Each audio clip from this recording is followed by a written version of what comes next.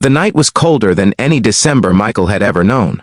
A kind of cold that bit through the thickest coat and settled deep into the bone snowflakes, drifted down like fragile pieces of broken heaven, catching in his beard as he hurried across the dim alleyway behind the grocery store Christmas lights, flickered weakly from distant houses. But here, in this forgotten corner of the town, the night felt darker, heavier, and painfully silent. He had only come to throw away the torn cardboard boxes he used as insulation for the small attic room he and his son lived in.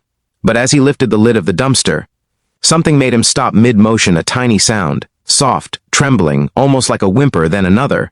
And when he leaned closer, brushing away the snow gathered on the edge, his heart nearly stopped. Two little girls, no, older than 3, maybe 4, curled against each other on a pile of trash bags, wearing thin dresses that did nothing to protect them from the raw winter air. They were shivering so hard their teeth clattered, breaths short and sharp, cheeks pale and lips trembling. In that moment, under the dim yellow street lamp, it looked as if life itself was slipping out of them, and Michael, a man who had already lost too much, knew instantly that if he walked away, these children wouldn't survive the night. If you believe in kindness, second chances, and humanity, please like, comment, share, and subscribe right now. Your support helps stories like this reach more hearts.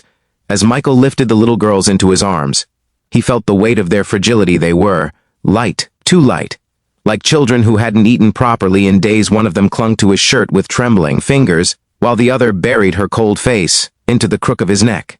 They didn't speak, they didn't cry. It was a silence that screamed of fear and exhaustion, a silence that told him these girls had learned too early how loud the world could be when no one cared to listen. He wrapped them in the blanket he had been using to carry the boxes and rushed home, praying they would stay warm enough. Until he reached the attic. His attic wasn't much: a single mattress, a small heater that often gave out, peeling wallpaper, and boxes stacked as makeshift furniture. His 6-year-old son, Jamie, sat huddled near the heater with his toy truck, eyes widening when he saw the bundled forms in his father's arms. Michael laid the girls near the heater and rubbed their tiny hands to bring back warmth. After a few minutes, the older one blinked weakly, confused. Afraid, the younger one let out a faint cough that made his heart clench. He warmed up instant noodles, mashed some into soft bites, and fed them spoonful by spoonful. They ate with small, desperate motions, as if afraid the food might disappear. Jamie watched them quietly, eyes full of concern. Even at 6, he understood the feeling of having little and still wanting to share. Michael couldn't sleep that night.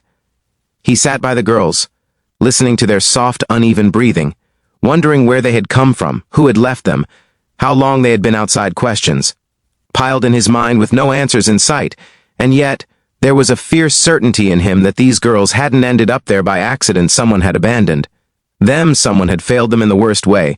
Morning light revealed the bruises more clearly, light marks on their wrists, faint purple lines on their arms, patches of dirt embedded in their skin. They looked like children who had lived in fear far too long. When the older twin finally gathered enough courage to look at Michael, there was something in her eyes, an old pain and uncertainty, that made his breath catch. He spoke gently, not in dialogue, but in soft words meant to calm the shaken hearts of children who had forgotten what safety meant. He asked simple questions: where they came from, what their names were. At first, they didn't speak. It wasn't until Jamie brought them his blanket and shared his toy truck, placing it between them. With a shy little smile, that the older twin whispered something barely audible: Lily. Then she pointed to her sister, Leah. The names were small sparks of identity in a world that had nearly swallowed them whole. From that moment, Michael knew these girls needed more than temporary rescue. They needed protection.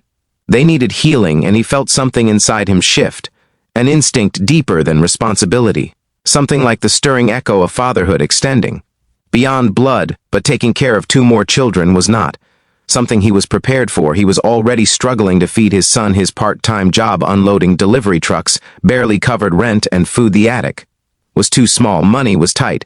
His future was uncertain, yet he found himself unable to consider taking the twins to authorities. Not until he understood what had happened to them. Not until he was sure they wouldn't be returned to someone who had hurt or abandoned them. Over the next days, the twins slowly opened up. They flinched at loud noises. They ate quietly, cautiously, as though expecting punishment, but they warmed to Jamie, who involved them in small games, sharing the little he owned.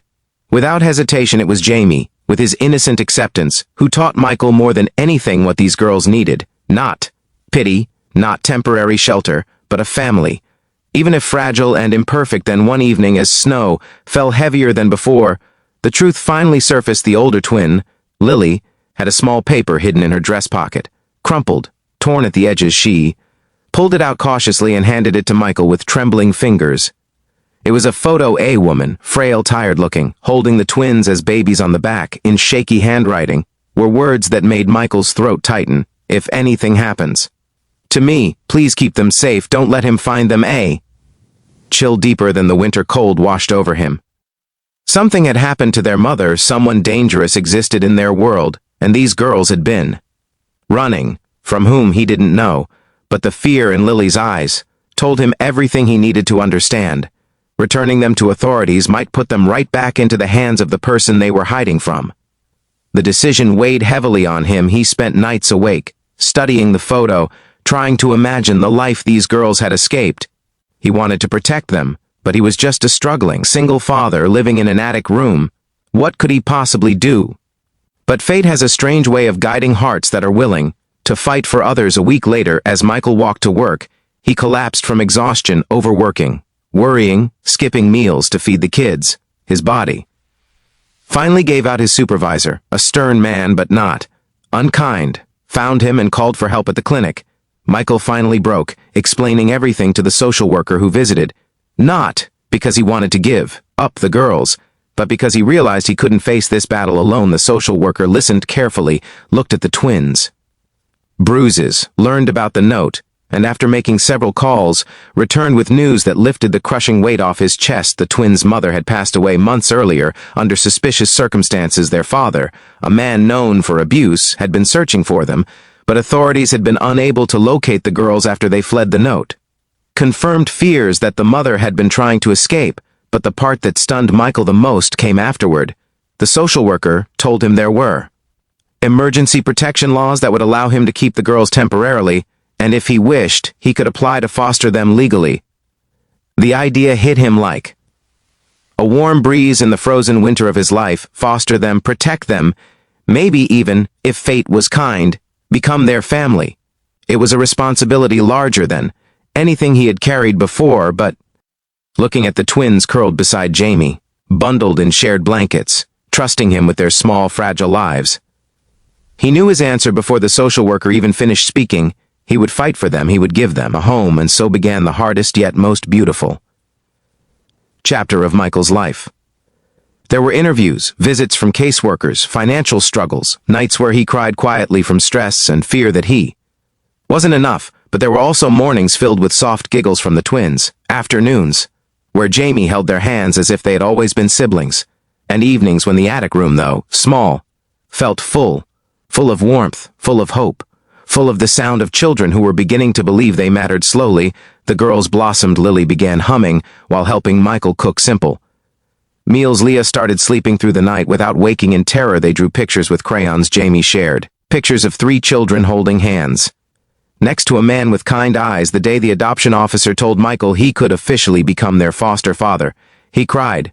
Not a quiet, hidden cry, but a full, overwhelming release of gratitude and disbelief. Life had taken so much from him, yet here he was, being given something precious, something unexpected, something life-changing, the chance to be a father, not just to one child, but to 3. Christmas Eve returned 1 year later, but this time, instead of cold alleys and lonely nights, the attic room glowed with twinkling lights borrowed from neighbors, a tiny second-hand tree Jamie had insisted on decorating, and the giggles of 2 little girls who were no longer trembling in the dark but safe in the warmth of a family that had chosen them with full heart. As snow fell softly outside, the twins handed Michael a drawing, stick figures of him, Jamie, Lily, and Leah, standing together under a roof with a big heart drawn.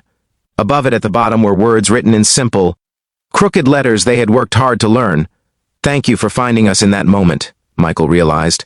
Something profound. He had thought he was saving them that night in the alley, but the truth that stunned him to his core, was that they had saved him just as much. They had filled the quiet, painful emptiness in his life with laughter, hope, and purpose. They had turned his broken world into a family.